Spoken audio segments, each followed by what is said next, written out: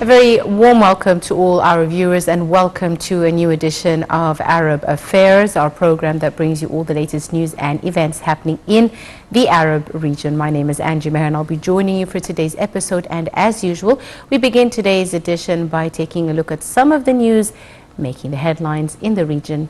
Do stay tuned.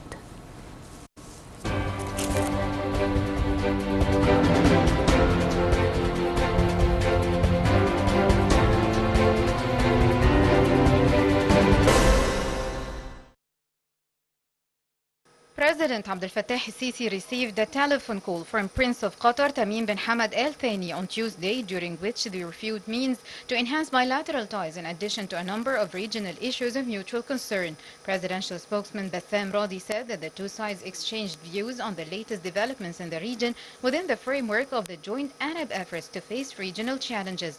During the telephone conversation, President Sisi emphasized the close links which unite the two brotherly countries and peoples in context of the Arab solidarity and faith in the unity of destiny. For their part, Prince Tamim expressed his deep appreciation for Egypt's ongoing efforts led by President Sisi to consolidate the foundations of peace and security in the region. President of the current round of the Arab League Council on the level of permanent delegates stressed that the Arab League and its member states are concerned about solving the Russian-Ukrainian crisis through peaceful means. This came during a session held by the Council to discuss the developments of Russian-Ukrainian crisis and efforts to Arab mediation to end the crisis. At the meeting, Ukraine's Special Envoy of the Middle East and African Affairs Ambassador Maxim Soub gave a speech via video conference in which he thanked the Arab countries for forming a contact ministerial group.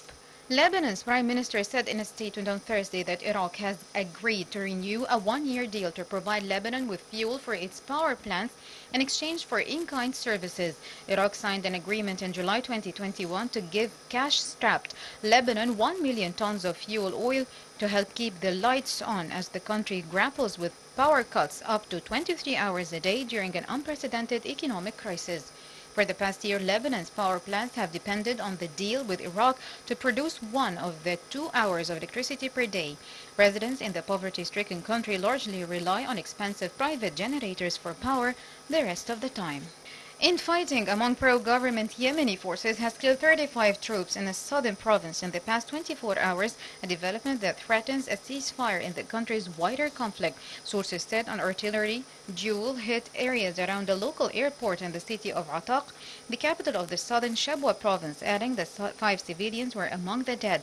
According to the sources, a violence erupted in the area after the province's governor, backed by the United Arab Emirates, decided to sack a police commander known to have an anti-United Arab Emirates stance. The fighting comes after months of tensions within the pro-government Saudi-led coalition that has been fighting Houthi rebels since 2015.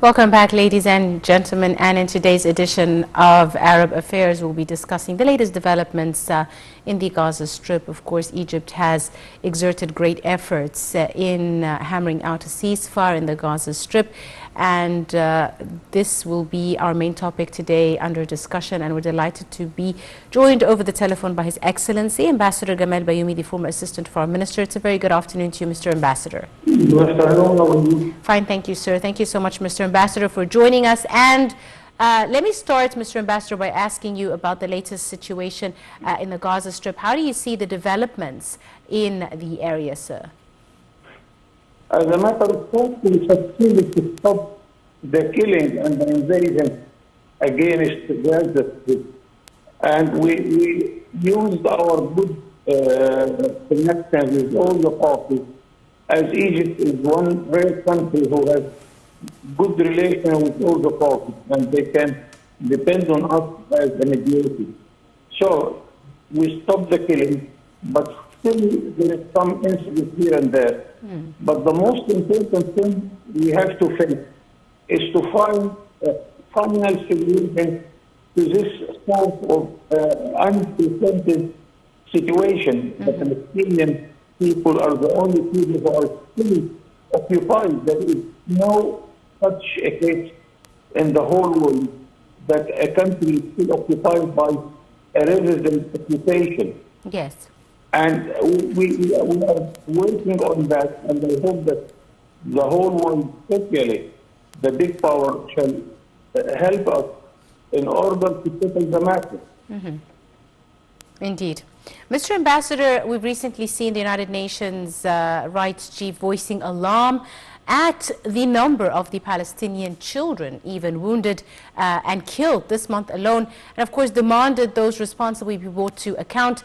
The office said about 19 Palestinian children had been killed in the Palestinian territories in the recent unrest, taking the total number this year alone to 37 children. I'm just speaking about children, not even mentioning the adults. How do you see this, and what do you expect from global bodies like the United Nations? This is the sad and unacceptable part of the situation. Yes. Because when the Israelis are answering to whatever is going on, they do not differentiate between those who are fighting and those who are stay in peace in their houses. They destroy houses. I have seen unacceptable. A lady is sitting in the rubble of her house. She doesn't have any place to go. Children are being killed. Young boys are, ladies also, and all guys from both generations. So really, we have to use our contacts and mass media to make the whole Western countries realize what is going on. I know they know, but as a matter of fact, we have to put them in place through the international mass media. This is not acceptable in any world to kill children or kill women or kill old guys and destroy houses.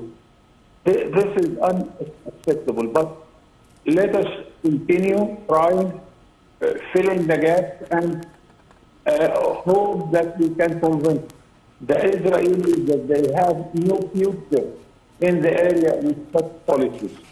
Imagine after 20 or 30 years from now, what is the future of a country which is making enemies all over the borders surrounding. Even the Americans are telling them that the two-state country solution is the only solution. To move forward. Otherwise, there isn't a future for such a country in the Middle East. Indeed.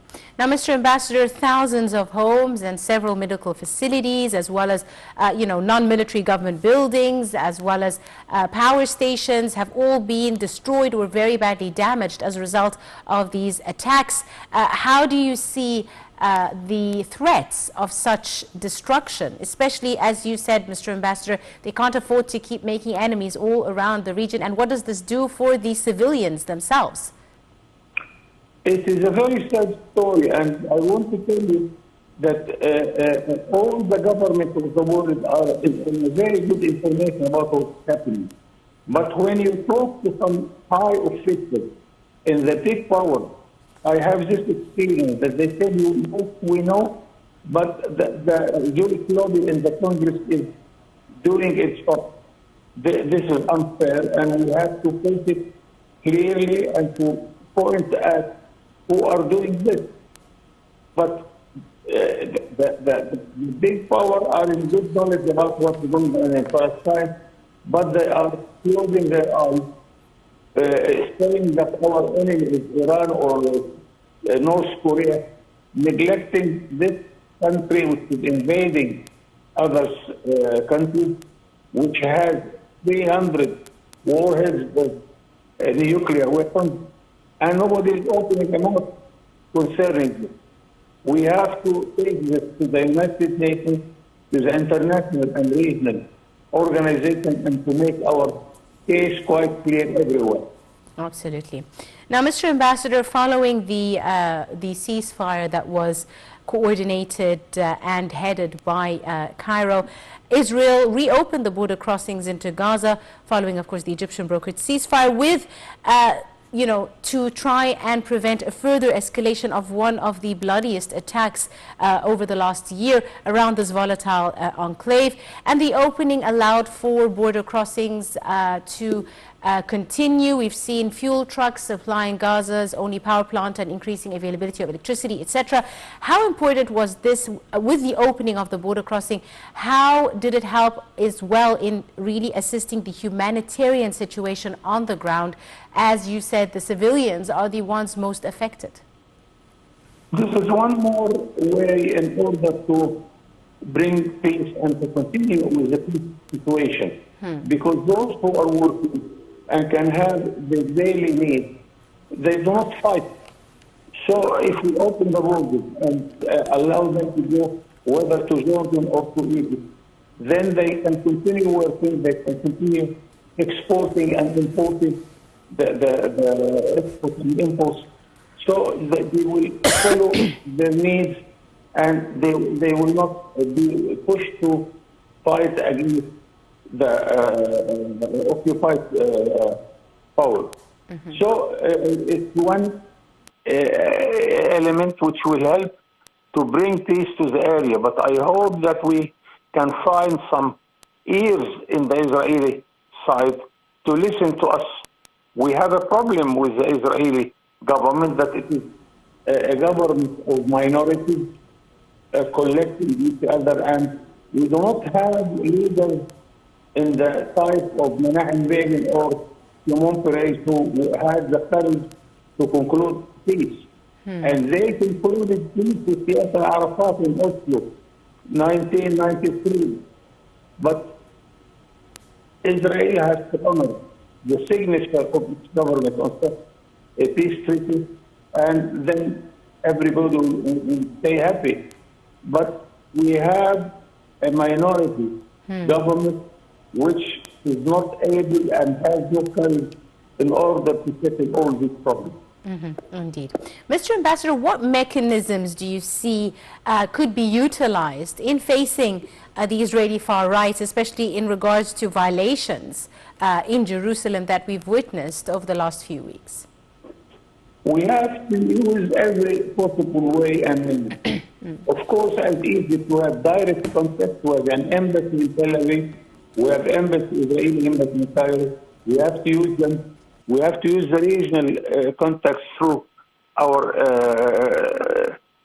friends in Europe, because both Egypt and Israel are connected to Europe with association agreements, and there are a sort of meetings every now and then to see the area's problem. And we have to go to the United Nations. We have to go to the United States of America.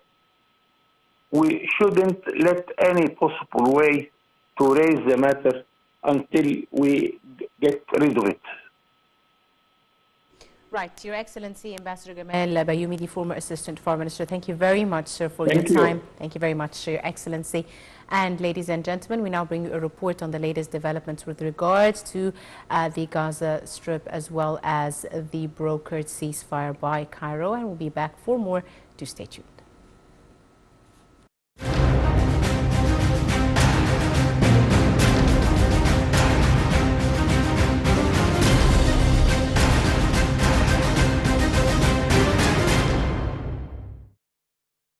Prime Minister Mustafa Madbouli told a weekly cabinet meeting that Egyptian officials had exerted efforts that led to hammering out a ceasefire in the Gaza Strip, a ceasefire deal brokered by Egypt to end nearly 3 days of Israeli strikes on Gaza held into Monday morning. An official source said, out of deep interest in restoring calm in the Palestinian Strip, Cairo has intensified contacts with all parties to contain the latest round of violence. He added that Egypt had called for a comprehensive and mutual ceasefire.